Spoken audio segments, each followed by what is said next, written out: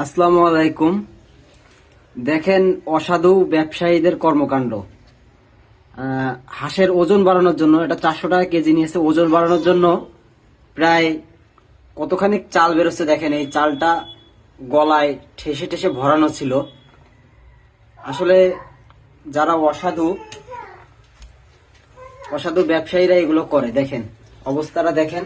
কতগুলো চাল এই হাঁসটাকে জোর করে খাওয়ানো হয়েছে।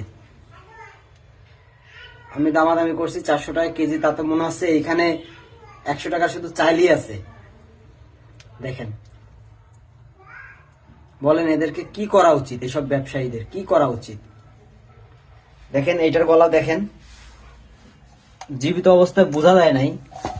দেখেন এটার গলাটা দেখেন। এটা একটু চাপ দাও, এটা চাপ দাও। দেখেন, সৎ পথে কেউ ব্যবসা করে না। কেউ বলতে সবাই এক না, কিন্তু এই যে যার কাছে আমি এটা কিনলাম সে কি এটা ঠিক করছে? দেখেন হাঁসের গলাটা কেমন ফুলে রয়েছে, দেখছেন কি পরিমাণ চাল তাদের জোর করে খাওয়ানো হয়েছে ওজনে বেশি দেওয়ার জন্য।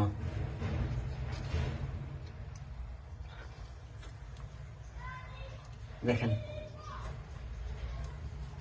আল্লাহ তাআলা এসব ব্যবসায়ীদেরকে হেদায়েত দান করুক, আর কিছু বলার নেই।